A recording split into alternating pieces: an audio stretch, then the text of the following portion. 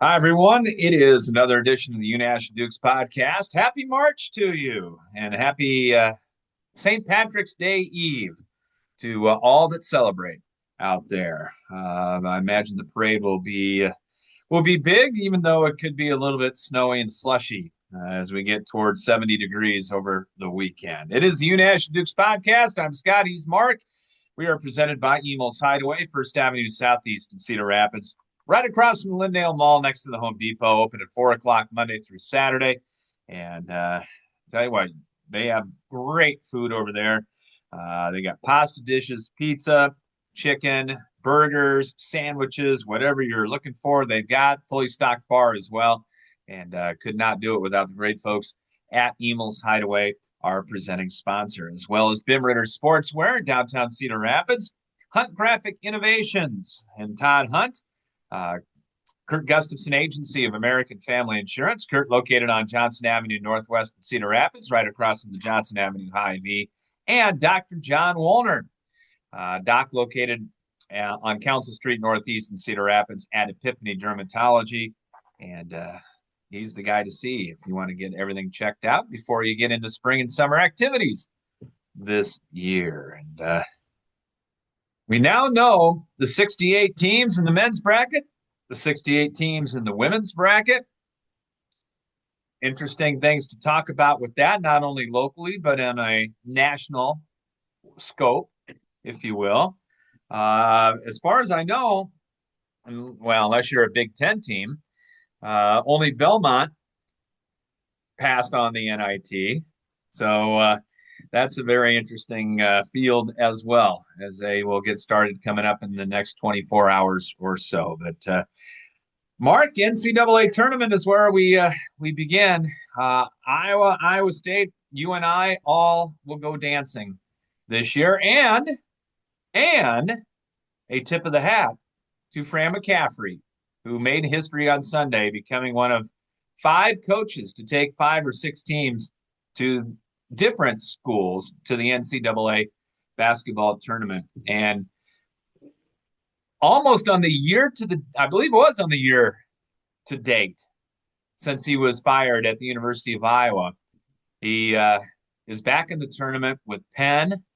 And as somebody on social media put, it was very good for the heart to see Iowa State, UNI, and Drake fans acknowledging Fran McCaffrey on getting in to the NCAA tournament. Each probably had their different reasons for doing so, but I think everybody was happy for Fran.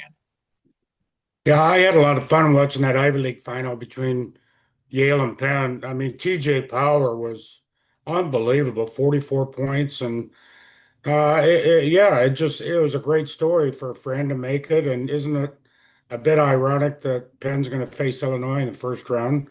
And Fran has a bit of a history with Illinois. Um, but it's a great story, I think, for anybody that follows college basketball. And it doesn't mean that Iowa made a poor decision in firing Fran McCaffrey. But Penn with a great hire, and you know the backstory, Scott, with him playing there, and his family. His dad was an usher at the Palestra, and all kinds of different things. So it was a great story, and I think for Iowa State, and UNI, the men anyway, I think each team got what they deserved. I'm with you. We thought UNI, some people had them seated on the 13 line. I always thought they were at 12. Now, we'll talk about matchups coming up here in just a couple of moments. UNI will be at 12. They will get St. John's, and that will be coming up, and that will be in San Diego, California. Iowa a 9. Everybody kind of thought that would be the case, and they will take on Clemson out of the ACC with Purdue or with Florida, I should say, possibly looming. That will take place down in Tampa, Florida. And then Iowa State, a short drive for both the first 2 rounds and possibly the regionals.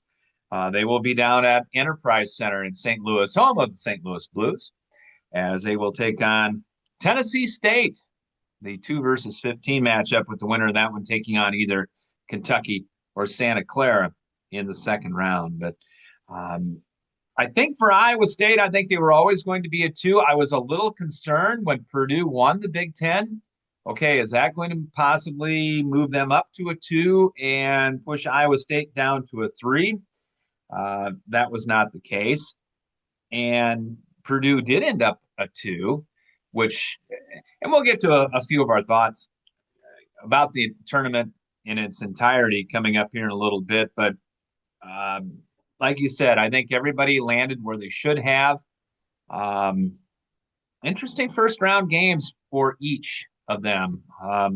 Let's start with Iowa and Clemson, Mark. And this to me is a toss up game, obviously, with an 8 versus a 9. But uh, Clemson and Iowa kind of on similar paths right now. Tigers have not played well as of late. Iowa's dropped several games as of late, may have looked a little bit better than Clemson, but um, I think this one is 50-50 one way or the other, and going to come down to probably who shoots it better, who plays a little better defense, and who doesn't turn it over as much. Yeah, I agree. I think it's a classic toss-up game, which you get a lot in the 8 and 9 games. I think both teams like to play games that are in the 60s, so they're kind of mirror images of one another. I think Clemson's had some injuries on the inside, which could benefit Iowa. But end of the day, in my mind, it's not going to matter. It's going to be 1 or 2 and done for either one of these teams because Florida awaits, and as far as Iowa goes, that'd be a horrible matchup. Florida's so big and obviously a number 1 seed, but getting there, being a 9 seed, having a chance to win a first round game, get Bennett Sturts back in the tournament. This is a team that, with all those Drake players, has NCAA tournament experience. So that could bode well for Iowa as well. But bottom line, classic toss-up game. Iowa's a slight favorite. It is a classic, and I think Iowa's a favorite because of what you talked about. The fact that Clemson's got a few injuries that they're dealing with right now, and um, yeah, and can Iowa come out with the intensity that it is shown in the last couple of weeks, for the most part? Down in Tampa, probably going to be a few more Clemson people than Iowa people. Who knows? It's not like each team is next door to Florida, but like you said, the winner gets Florida in Tampa. Good luck. I don't see Prairie View A&M or Lehigh knocking off the defending national champion Gators anytime soon. And Florida is playing about as well as anybody right now. And for the last 3 weeks, basically, I think Iowa basketball fans were trying to come to terms with the fact, yeah, you're going to get a 1 in the second round. Mm-hmm. And it wasn't going to Almost, be Michigan. no. I mean, in some ways, you're almost better being a number 10 seed because you won't get a number 1 in that second round. But, uh, Iowa got what it deserved. And I think it was an 8 or 9 seed based on the season that it had. Didn't play a real strong non-conference schedule. Had some nice wins, not great wins, and landed pretty much like Clemson, landed where I really think it should have been. So um, got an opportunity anyway, and that's all you want. Iowa's got some guys with some experience. Clemson's got guys with experience too. So Coach Brownell's done a great job down there. And like I said, I think it's going to be a very, very good game. Probably come down to the wire in that one on Friday. In fact, all 3 teams, Cyclones, Hawks, Panthers, play on Friday. In fact, who was the television genius that decided let's play UNI and Iowa at the same time? I'd like to talk it over with them, but at any rate, speaking of the Cyclones, number 2 seed in the Midwest, they will be in St. Louis. They take on Tennessee State, team that has not been to the NCAA tournament in quite some time. They're just happy to get there. Uh, Tennessee State has some talented players, obviously. Don't play near the schedule that Iowa State does. and I don't foresee Iowa State having any problems in that particular game. But very interesting in that second game. If you take a look ahead, and coaches hate that, Kentucky or Santa Clara. Yeah, if you have not watched West Coast Conference basketball this year, Santa Clara, this is their best team they've had since Steve Nash was there running the show. It's been 3 decades since Santa Clara has been to the NCAA tournament. And we know all about Kentucky. What Kentucky team is going to show up in the NCAA tournament? They've got one big injury as well. But Iowa State, you want to go as far as you can in the Big 12 tournament, Mark, but they've gone full out a lot the last few years and haven't had a great NCAA tournament. Maybe they can turn it around this year. Well, I think it's a very advantageous draw for Iowa State. Not only the proximity being very favorable for Iowa State fans, but it shouldn't have any trouble with Tennessee State. Uh, Facing Kentucky or Santa Clara, obviously gets more difficult every round you go. Kentucky is not the name across its uniform this year. That's not one of the better Kentucky teams. It could be Kentucky or Santa Clara, but I think Iowa State really has, a really good opportunity in this region to get to the Final Four. Up above is Michigan, of course, a team that's not unbeatable. Uh, we just saw what Iowa State did with Arizona in the semifinals of the Big 12 tournament. What a hell of a game. I mean, that was a hell of a game. But Iowa State's very capable of playing with anybody in this field. Virginia's going to be tough in that next round if it gets there. So it's not a cakewalk by any means, but I think it's very advantageous. I'm looking at Virginia, Iowa State, and Yeah. salivating because Virginia took Duke to the wire in the ACC final. They've got one of the best defensive bigs in college basketball, who set an ACC tournament record for blocks in that particular tournament. Virginia trying to shut down Momcilovic and Jefferson and Iowa State's offense with one of the best defensive teams around. That's what the NCAA does. They put these matchups together, potential matchups anyway, that you just don't see. You get an offensive team with a little bit of defense. I'm not going to discount Iowa State's defense. It probably hasn't been great lately, but Virginia, they're going to slog it out, and they're going to try to make you play in the 50s and maybe the low 60s. So can Iowa State get that thing up tempo if it does happen to be Iowa State and Virginia? Well, if Iowa State is any semblance of what we saw in that Arizona game, uh, I think the side have a very, very reasonable shot. But first things first, you got to get past that first round, and I think Iowa State's favored by about 3 touchdowns, so it shouldn't be much of a problem there. I saw it's up to 25 and a half now. Yeah.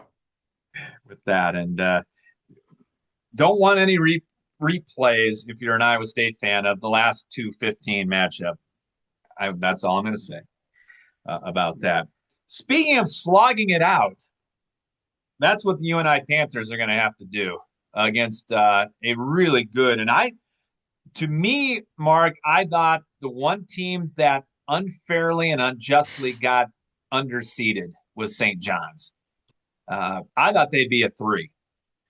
And at worst, a 4. They ended up a 5 as the Big East regular season and tournament champions for Rick Pitino.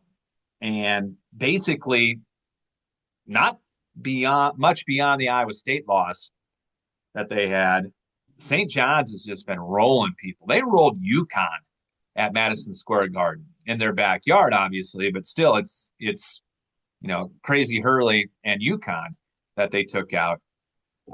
St. John's is going to want to get this thing flying up and down the court, and UNI, the best defensive team in the country, is going to say, you're going to play a half-court game. If UNI wins this game or has even a sliver of a chance, it's going to have to be like a 52-49, 52-50 game. Anything over 65, and I don't think UNI has much of a chance. Yeah, St. John's was really impressive against UConn. The big guy is was so impressive for them. This is really a tough ask for UNI, but odds makers are giving them some respect. It's only a 9.5, 10 point spread. St. John's, you looked at them against UConn, you thought, man, I better look at that bracket and see how far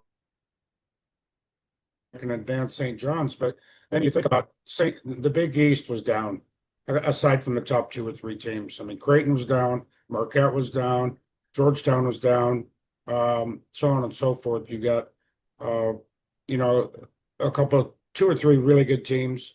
So you wonder about the schedule. It did play Iowa State in the non-conference season, so and you've got Patino. So this St. John's team is going to be interesting to follow. I don't know that UNI has much of a chance. Um, I don't either. But St. John's got to travel cross country. So, maybe jet lag. I don't These think kids don't care. they don't care.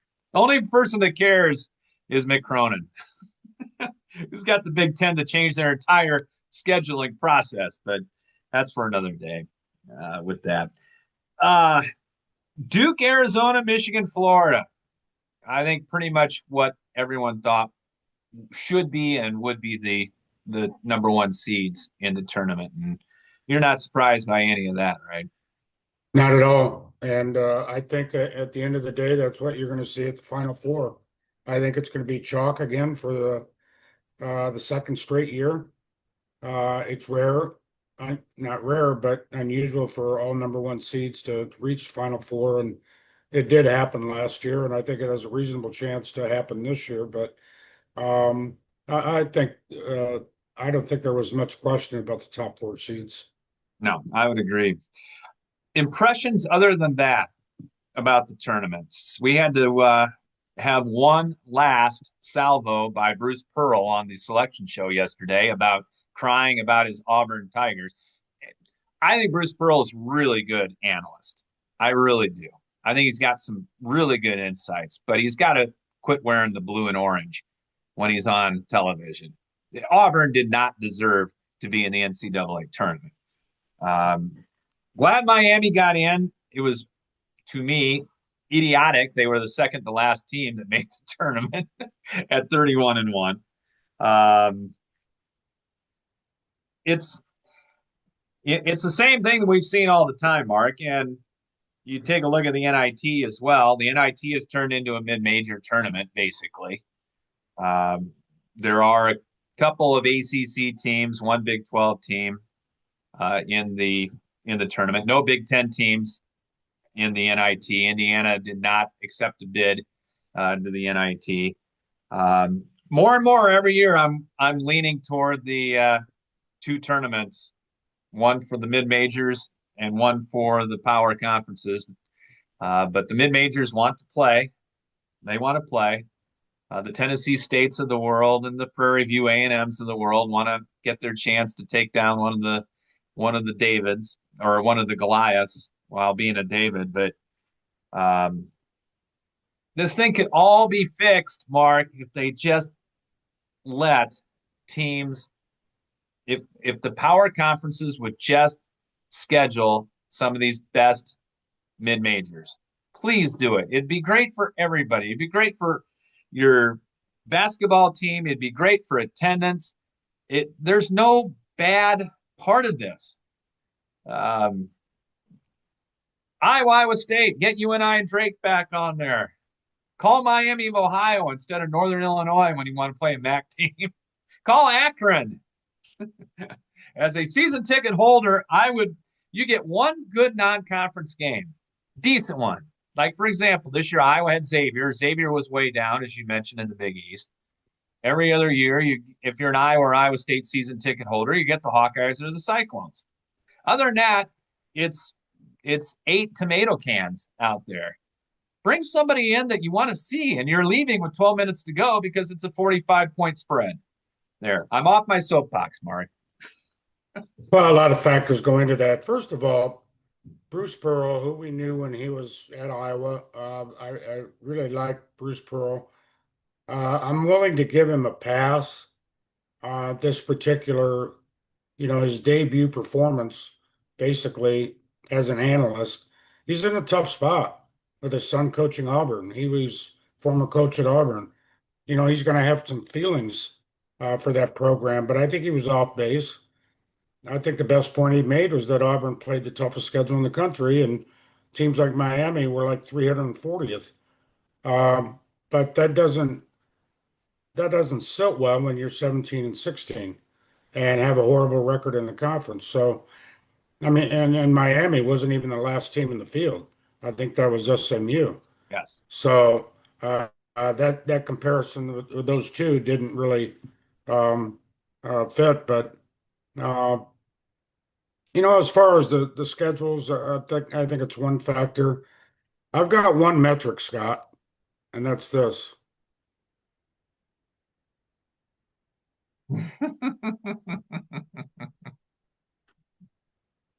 It's a nice shiny quarter that I use for filling out my bracket because I haven't won one in 40 years. So whatever you may hear here, you may want to think twice about. Oh, brother. With that in mind, so you gave it away. You're going all chalk, all number ones? Well, I have a couple things I'm looking at in the early rounds, but at come to the end of the day, I've got Duke and Florida and Arizona and Michigan in the Final Four. I I think a have. team. I think a team, two teams that could spoil the fun. I think are Iowa State and Houston. Those are two teams that I think quite possibly could spoil the fun. I think Purdue had its run in the Big Ten tournament. I don't see that Purdue's going to get there. But I think Purdue got an okay draw. Um, and that's another thing. I mean, and I know there are certain rules now. They're actually bending some of the rules because so many power conferences have, you know, 10 SEC teams in there. You got to have a second round matchup. But and I like BYU, but they were the ninth place team in the Big 12. How are they a sixth seed in the NCAA tournament? But anyway, um, Purdue's going to get BYU or Gonzaga probably. yes, I would agree. And Gonzaga's Gonzaga. They're them every year. See, it'll be interesting to see Gonzaga next year in the new Pac-12 with a little bit better competition. A little bit because the West Coast Hmm. Conference is very good. Um, Here is what I had. First round upsets. Do you got a big upset in the first round? I don't know what you define as big, but if I had, I'm looking at the South region more than anything else. I think Troy has a really good chance to defeat Nebraska. I don't think Nebraska is anywhere near what they were when they were 20 and 0, and they've got that monkey on their back, but not winning an NCAA tournament game. Troy played USC and a couple other teams in non-conference, really tough. That's a possibility. VCU, I think, has a Yep. shot at North Carolina. Out of the A10, they're a really strong team, and another A10 team, I think, South Florida has a shot against Louisville in the East. Uh, aside from that, I don't have a. I look at the 8-9 games as usual. St. Louis, Georgia, for example. St. Louis, that's going to be one of my favorite teams because of who they have on that squad. I think Arkansas could really, not an upset, but could really make some noise in the West all the way out to facing Arizona. So that's just a couple. Most dangerous team, I think, in this tournament is Arkansas. And they are going to run right into Arizona if they can get by. Best second round game, I think, by far, is Wisconsin Arkansas. Yeah. I Badgers playing really good basketball right now, and Arkansas Acuff is just amazing. If you have not seen him, I like VCU. I like South Florida. I picked them. I like Akron. The Zips are zipping into the second round. Go Mac. And I think Miami, Ohio wins that play-in game, but I don't think they win their first round game in that one. I've got my final four is Duke, Arizona. I got Michigan, and this is every year I got to take somewhat of a flyer. If they can get by the home team, and there's another thing, Houston gets to play in their backyard in their city due to a technicality. I still like Illinois, Mark. I'm riding with Brad Underwood to the Final Four out of the South. Are you thinking Penn's not going to give him any issues in the first round? I am not. Fran had his day in the sun, and it was a lot of fun. Ain't gonna happen. I got Duke, Michigan, and I got Michigan cutting down the nets. I wanted to take some flyers, to get to the Final Four, but I think those four teams are just so strong. Again, I think Houston and Iowa State have the best opportunity to spoil. I think Michigan can be vulnerable at times. Mara in the middle is a really tough customer to deal with, and they got the Big Ten Player of the Year, and they do have one key injury, but uh, Iowa State and Michigan play. I wouldn't rule out the Cyclones. I wouldn't either. I wouldn't either. And it would be in Chicago, about halfway between them both. So not so much of a home court advantage. By the way, if you're filling out your brackets, there's a little bit of legal trouble in T-Town. Alabama's number 2 scorer was arrested today. The coach already said, NATO said he'd be available. Oh, that's a shocker. Yeah. Fine NATO's. Oh, it is the Unash Dukes podcast brought to you by Emil's Hideaway at First Avenue Southeast in Cedar Rapids. By the way, if you'd like to go, need a place to go watch all the games, go to Emil's Hideaway. Sit there at the bar, and they've got a whole array of televisions right up there, and have a good time right there. Designated driver. As well as Hunt Graphic Innovations, Bim Ritter Sportswear, Dr. John Wolner and Epiphany Dermatology, and Kurt Gustafson Agency of American Family Insurance. Kurt on Johnson Avenue Northwest in Cedar Rapids. Women's tournaments. Iowa, we knew they would be at home. They had their name announced on Saturday as one of the 16 hosts. I think the question was, Mark, were they going to be a 2 or a 3? Ended up, we had to wait a long time and had to suffer through the ESPN bracket show, which my wife even said was not very good because they don't talk about the teams. They just sit there laughing at one another when talking about dancing.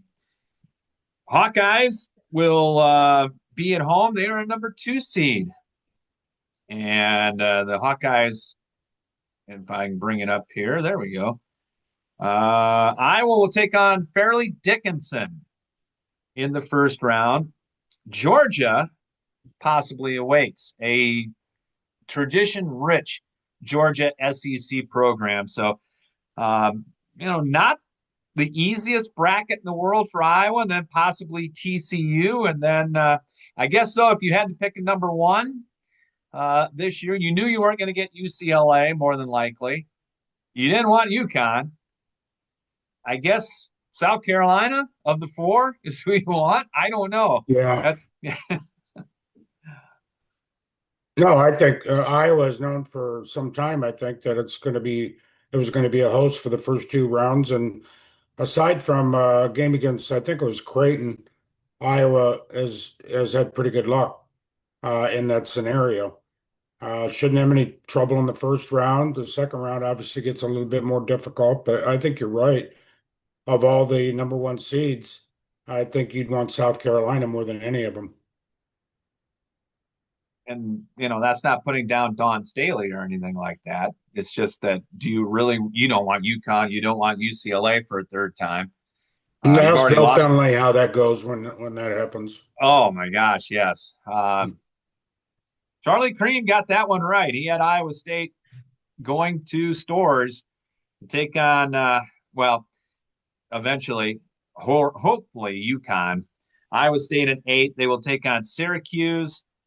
That one will be in Stores, Connecticut, a place where Syracuse used to play. They don't play there anymore, being in the ACC, but uh, that's formidable when you take a look around and see how many banners hanging from the rafters in Stores, Connecticut, and knowing you got the UConn Um, Huskies in round number 2.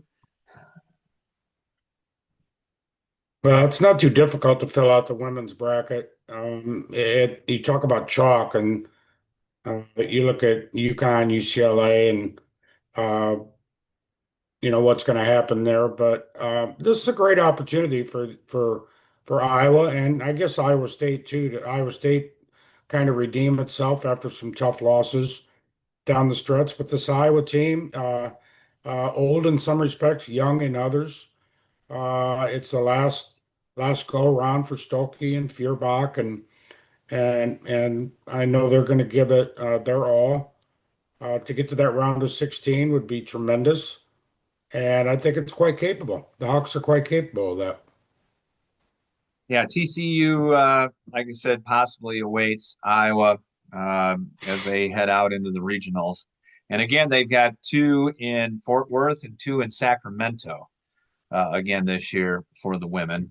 They like to double up. They like uh, that procedure as far as their tournament is concerned. So see how that plays out. And it's I'd like to see UCLA win it. I really would. I don't know if they're going to win it though. Well, yeah, I mean now that UCLA's in the Big Ten and it's a team that Iowa has played. Of course, Iowa played Connecticut too, so I guess it really doesn't matter if you're an Iowa fan and who you're rooting for. But it'd be a great story if the Betts girls could win a national championship. But I've seen enough of UConn to know that that's a tough out. Little bit more veteran and more savvy UCLA team. Little Yeah. younger UConn team this year, but man, they are really talented.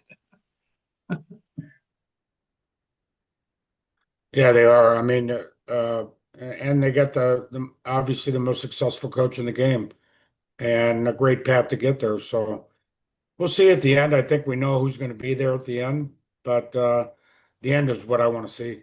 Yeah. And now we wait for all the announcements of transfer portals coming up. That will be clicking off here in the next couple of weeks. Coaches, about the only one I've heard Thad Matta is retiring at Butler. What's that do to Jack McCaffrey? He was at the Penn Yale game, by the way. I think the Valley Player of the Year announced that he was going to enter the portal. The kid from Belmont, who's a 6'5" type player. You're going to see a flood of those. Was it open April 1, something like that? Yeah. But they're going to announce it right away. And Yeah. Belmont, yeah, their coach going to Kansas State, which immediately Belmont put out something an hour later saying, the typical, oh, due to unforeseen circumstances, we will not be participating in the NIT this year. Belmont could have won the NIT. That angers me a little bit. Um, no one else could coach that team unless he's taken every one of his assistants. I mean, Yeah. it's it's too bad. It's a different world we're living in, Mark. Well, as far as the NIT goes, if Auburn doesn't win it, then, you know, what are we supposed to think? Auburn's supposed to be in the tournament, right, Bruce? But no, it's in the NIT. It's the number one seed in the NIT. So Auburn should win it, right? I give Auburn credit for accepting the NIT bid, though. I Sure. do, because they didn't pull a Notre Dame, they didn't pull anything else, and they are going to go play some more.